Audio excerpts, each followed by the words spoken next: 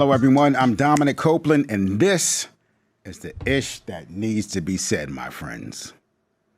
The ish that needs to be said. Now, what does that mean? First, if you're just joining, or even if you have joined in before and you haven't done it yet, make sure to hit the like button. Make sure to subscribe. We're building this beautiful community together, and together is where the change is going to come, where the difference is going to be made. Us together, standing tall against the odds, against the waves of the ocean, until we understand how to master those waves, and command them to move as we say. Now is the time, and this is the place. We are the ones. It's no longer time to wait. It's time to go get the job done. The ish that needs to be said. So it's about saying all the things that we need to say, but we seldom or often do not say. And not being afraid to do it. And even if we are, we rise above and beyond that fear. We rise through it, and we turn that fear into courage. And we bathe ourselves in that courage. And we walk forth together, hand in hand, courageously, against all the odds. Because the odds cannot hold us. The earth is not enough to deny us. When we know that the purpose is right, the cause is right, it gives us meaning. And that meaning empowers us to be the light. We are the light, my friends. And we've allowed the darkness to cast great shadows upon us. No more. It's time to cast our light and brighten this world as it needs to be. So I call upon you to join me, to join we, as we rise into our enlightenment, as we rise into the next phase of humanity, where we better ourselves, where we unlock our great gifts and talents that we've been bestowed with, so that we can truly galvanize this world and make it even better than it has been for all of humanity. Each and every one of us. Together we rise, together we are Ubuntu. I am because we are. And I cannot be without you. Let's stand tall together. Join me. Today I'm going to talk about a couple of different things. The first thing I'm going to talk about is just some motivation, some self-belief. Because if you don't have it, you're going to get it. If you don't have it, you're going to get it. Self-belief. It's time to believe in yourself. And then outside of that, I'm going to talk about, as a whole, as a community, when we're trying to change things for the better, when we're trying to gain equity throughout different causes, why we lose and how we can win. Why we lose and how we can win. So first, let's start, my friends, with the self-belief. So how many of you out there currently feel like you have the greatest belief in yourself?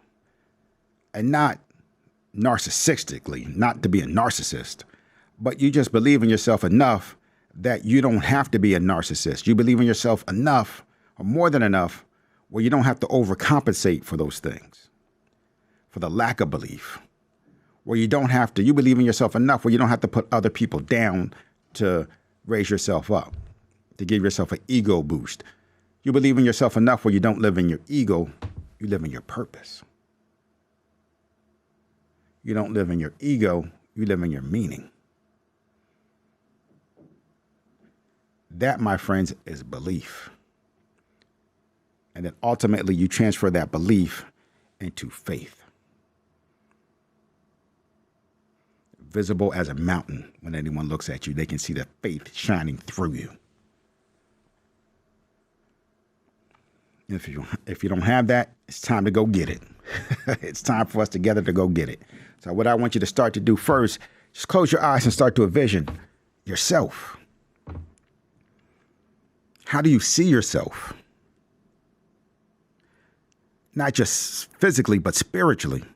How do you show up in this world? What are you giving to this world? What is your meaning for this world? What is your purpose? How do you show up day in and day out? Are you just here? Or are you here making a difference? Are you here connecting with other human beings? Are you here sharing in this purpose of life? Are you here communicating? Or are you just here being distracted day in and day out by things that don't matter? Video games, the television. Sure, these things are great to take a break on, but if this is all you do, all you are, all you're about, then you're not about much, because those things don't pay you back. They don't invest in you.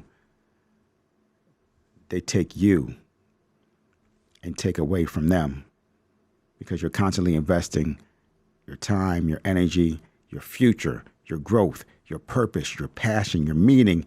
You're constantly giving that to those other things that don't deserve it. Give it to humanity. Give it to the upliftment of others. Give it to the betterment of our planet. Give it to creating of things that could solve some of the problems and things that we're dealing with. Give it to our enlightenment, our upliftment. I want you to begin to repeat after me. I believe in myself. I believe in all the great things that I can be. I believe in who I am. I believe in who God has entrusted me to be. I believe that my life is for a purpose and for meaning. I believe that I'm here to make a difference. I believe that my existence matters. I believe that I am part of the great I am. I believe that when I wake and I rise, it matters. It means something to the rest of the world. My life has great meaning. And because of this, I instill my belief into others and who they are and what they can be and what they can accomplish and the meaning that their lives have, that their life has a purpose. It has a meaning just as mine does. And our meaning, our great meaning here on earth is for our evolution, for our enlightenment, for our upliftment. We've been given this planet as a playground where we can use it. Use our imaginations upon these fertile soils and create whatever it is that we desire that can better humanity, that can uplift humanity, that can solve some of our greatest problems and ills. I have that within me to do so. I have been gifted with these powers. I have been entrusted with these powers. I have been indemnified with these powers. I must use them. I will use them. It is not only my right, it is also my will. It's my calling. It is my greatest duty. I am part of the great I am.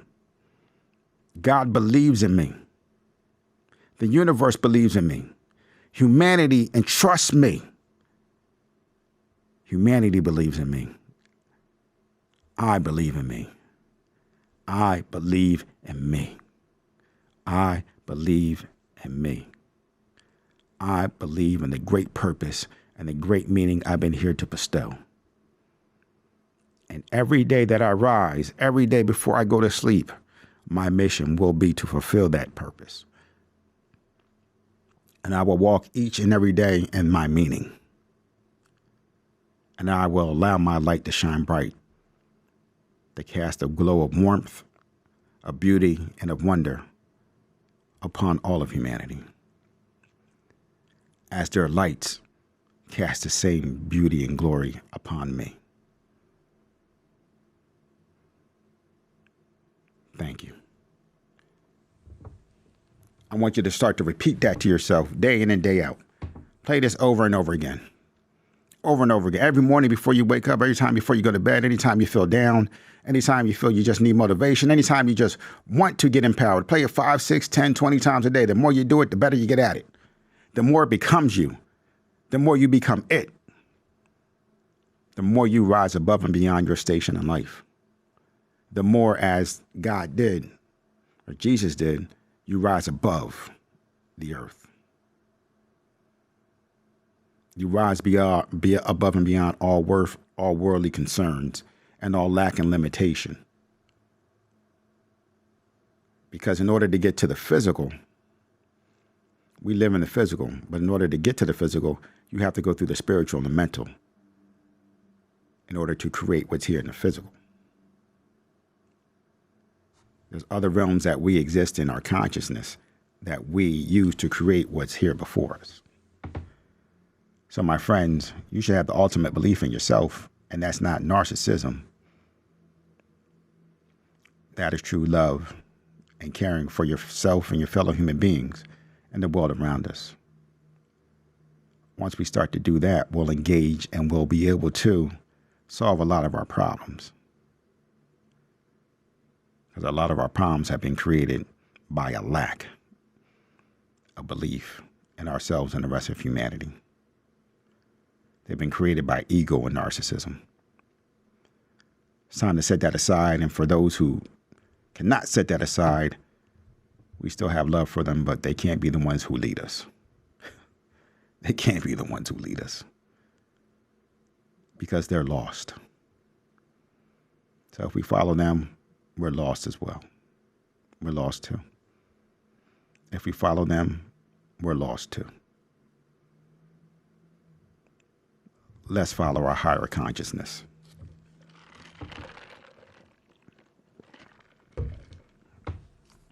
So I want to also talk about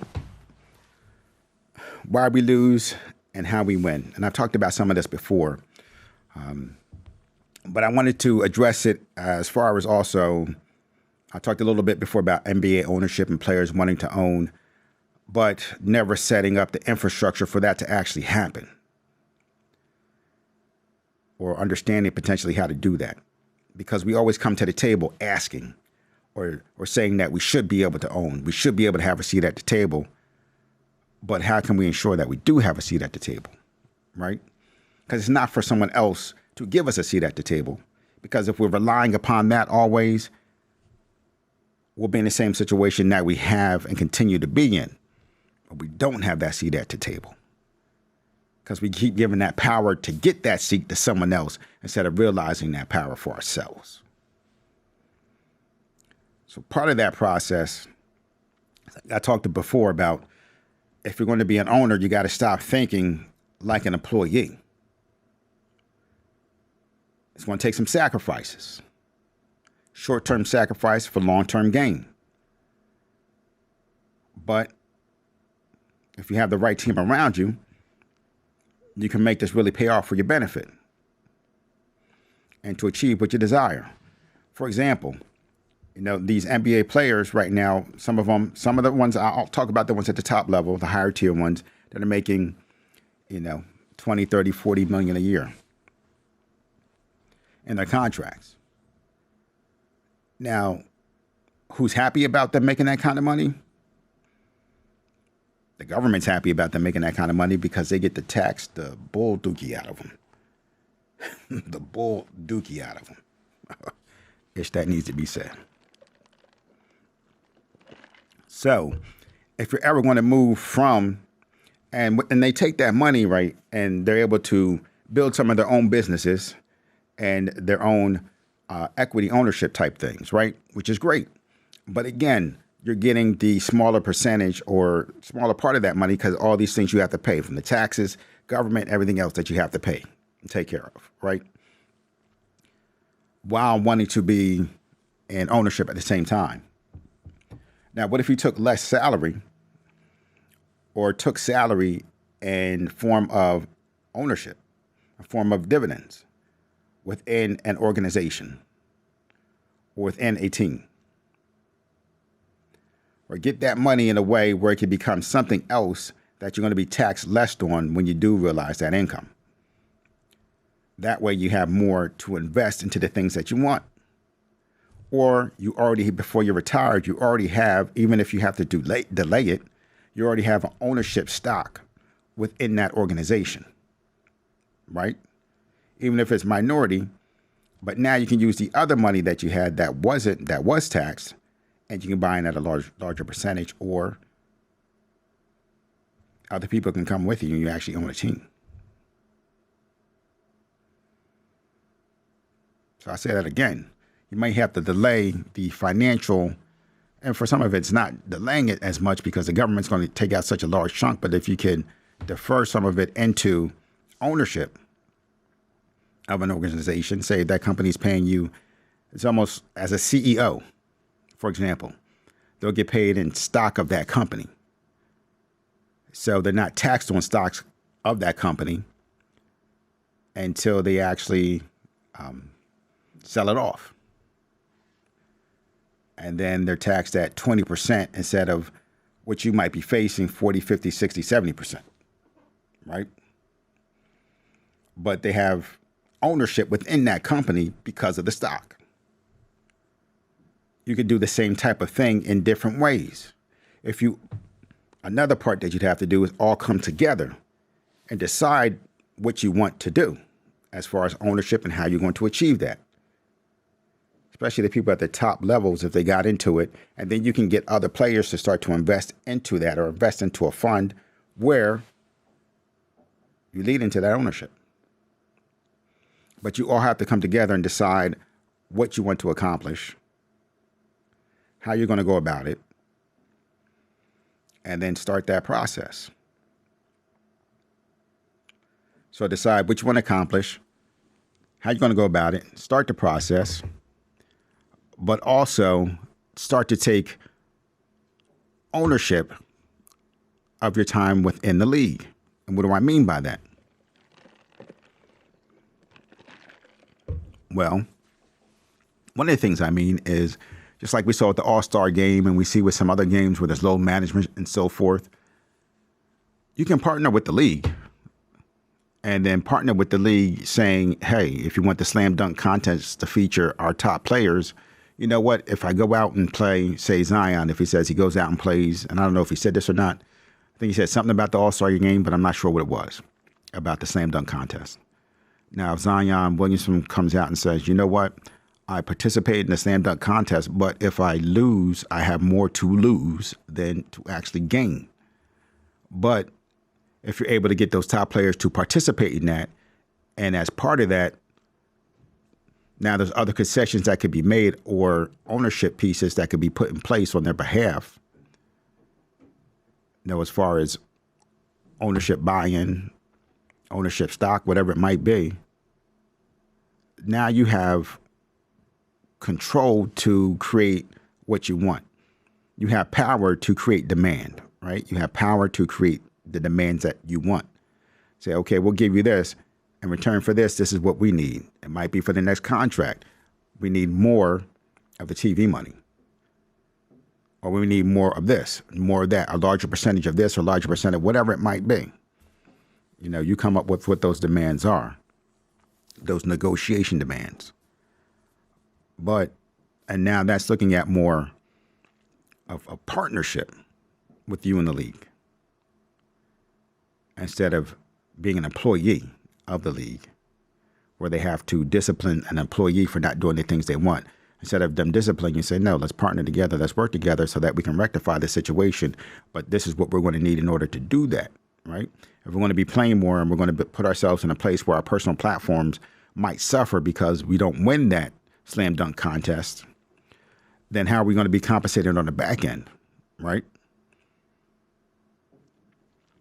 So those are things you have to think about. Also for the load management. So, okay, we can load management, but you're saying, hey, in the top games, when we're playing against the top teams, we need you there. Especially if it's a national game, we need you there. Okay, we can make that happen, but in order to make that happen as a partner, this is what we need. This is how we're going to work it out, and we want to have a say within the scheduling aspect of it as well. You know, whatever those demands are, now you can have those demands, those negotiation demands that bring you closer into partnership, which moves you closer into ownership, understanding that this is your game plan to get into ownership, right? So begin to build and develop that process for yourselves. Not doing that, not coming together, not thinking about the communal aspects of economics. That's part of why we lose. Not being to communicate and articulate our vision is also part of why we lose. But not partnering and not communicating to come to greater understanding is also how we lose. And what do I mean by that? So I became the first person of color and first black person to be a city councilor in the city of Beverly, Massachusetts, right? And this was a couple years back. I'm no longer a city councilor, but I was. So when it came time to run again, I was just coming off a hip surgery, and this was when the world was still shut down. So when I went in for my hip surgery was towards Memorial Day 2021, and the world had just, that day in Massachusetts, they just lifted restrictions. So the day that I got out the hospital from my hip surgery, they had lifted restrictions so you can go out and see people again. Before, I couldn't go out and really see my constituents the way I wanted to because of the COVID restrictions. So, and then I was supposed to have my hip surgery before, but it got moved because of the whole pandemic and everything else. So I wasn't able to go out to see everyone the way I wanted to. And then that August, I got COVID. Now I had the shot, the one shot, and still got COVID. And when I got it, it was so bad that I had to be, after a few days, I had to be rushed to the, my wife called me. She says, how are you feeling? And I said, well, if my breathing gets any worse, I'm not going to be able to breathe. She said, you probably have to go to the hospital. I was like, well, I can't drive myself, and no one can drive me because I have COVID. So I had to go by ambulance. So when the ambulance came, I could barely walk down the stairs without running out of breath, breathing hard. And at that time in August, they weren't seeing any cases of new COVID. So they didn't think that I had COVID until they saw me and they said, this person has COVID. And the day that I was going to the hospital, we were having in Massachusetts a nor'easter of just rain. So torrential downpours, just blankets of rain were coming down. So I'm walking and they're saying, well, do you want us to pull out the bed? I was like, by the time you do all that, it'll be soaking wet. I was like, I'll just have to walk through the rain. And so I walked to my driveway and climbed up into the ambulance, and I couldn't breathe at that point. They had to put the mask and oxygen and everything on, and I had to try my best to breathe. They rushed me over to the hospital. And even when I first get to the hospital, they don't think that I have COVID because they haven't seen those cases at that time. So it was a low. And I was the first in that process of people who had been vaccinated to start getting COVID. And then we hit a new wave of COVID after that, along that time. So I was in the hospital, and my breathing, I forget what was the exact criteria, but my breathing was at a 9. And once you get to a 10, they automatically put you on the ventilator, right? So I was one step away from being put onto the ventilator. I was in the hospital for a week, almost died from COVID, but was able to come out of it. And when I came out of it, I was using a cane and everything else to walk because of the hip wasn't fully where it needed to be. So I'm using a cane. I can barely breathe. Every step hurt. But I went back out there and got on the campaign trail. But I wasn't able to talk to all the people I wanted to or needed to, especially in one part of my city where everyone's more spread out. And there was a person running against me that came from that part of the city. But because I wasn't able to reach out and touch and speak to those people, anyone that I was able to reach out and speak to, especially if they had spoken to both of us, they were like, okay, you're representing the things that I want, and you answer the questions in a way that makes sense and that I want. The other person couldn't do that. They didn't understand kind of where we're at as far as what our life looks like and the things that we need as a community, but you do. And this community that I'm in, it's very affluent. There's, multi-million-dollar houses on one part of it. There's, big houses in the other part of it. So it wasn't as though it was our community as a struggling community as far as, financially and so forth. It was different concerns that we were dealing with. But the other place that I wasn't able to get to the way I wanted to because of all these other factors, there, the I won't say competition, but the other person that was running, they were able to say things that weren't true, but because no one had talked to me, they didn't know that they weren't true, so they took them as the gospel. And in that, wherever you have a lack of communication, assumptions become the rule, or someone comes in to provide an alternate truth that people believe because they don't have any other thing to combat that misinformation. So when that happens, that's how we lose, because we're not in those spaces communicating with those individuals so that they get to know what the truth is. Now, these people, they had a private beach and they thought I was going to be taking over their beach. And I said, I'm glad you think it's like World War II and I can just storm the beaches of Normandy.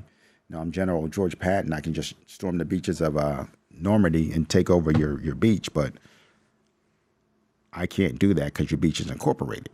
So no one can just take it, and nor would I ever want to, because that's not representing my constituents. That's not what you want.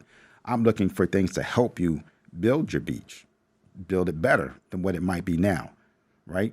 How can we get this where you have to take less resources out of your own pockets as a community, and maybe you're able to bring in other finances to help you build up this beach? So different things like that. But also, they have a parade, and it was being said that I was trying to end the parade because there were some things that happened previously that people felt were racist, that were targeting other people within the community. I said, I'm not here to end your parade, but there is a standard. If someone came after you as an individual in our community, I wouldn't stand for it. So I cannot then allow you as a member of the community to go after someone else, right? So those were the things that I talked about, that I was representing. But because we couldn't have those conversations, that message never got to them. And therefore, where there's a lack of communication, conversation, and understanding, that's where people have to use their own imagination, or they have to listen to people give what they feel the truth is, or absolute lies. That misinformation campaign. And that's what people begin to believe because they don't have anything to combat those things. So that's why we lose. But how we win is being able to be in those places, to have those conversations, for people to get to know you, to be able to ask you the hard questions and be able to ask them the hard questions. But be able to really find out what it is what are your hopes and your dreams? What do you care about? What are your fears? What are your concerns? Let's start to address those so that you can sleep better tonight, so that you can have better days, so that you can have a better life. I want you to have a great life, because if you can have a great life, I can have a great life, because it's my community. And if I'm able to pave the way for you to have a great life, now we get to work together on a whole other level where we truly understand and appreciate and care about each other. And I feel like in today's world, that's what's missing, because we live in these separate worlds where, your skin color's this, you're that, I'm over here, you're over there, and we're too afraid to come together, right? Too afraid to just have human conversations. Asking someone what their dreams and their hopes are extends beyond color of someone's skin. And there might be things that get in the way that are attached to that person's color of skin and so forth. But having the conversation is the most human thing that we can do. My friends, the ish that needs to be said. That's why we lose. That's how we can win. I'm going to talk about more of that later. But right now, I just wanted to get it out there, put it out there. Let's stop being afraid of each other, all right? If your intentions are where they should be, if you care about your fellow human beings, no reason for us not to come together, have those conversations, make a difference. Today is the day. We are the ones. No one else is coming through that door. If it's not us, we can't sit there and say, the youth are going to come in and save us. The heck with that. Save yourself. Let's save each other. Now is the time. This is the place. We are the ones. Let's get it done. The ish that needs to be said. Care about you all. Love you all. This is our time. This is our place. Let's come together. Let's build this community, and let's make a difference. And soon I'll be coming to you live. Hit the like button, subscribe. Dominic Copeland, the ish that needs to be said. I'll talk to you soon, my friends. Let's rock and roll.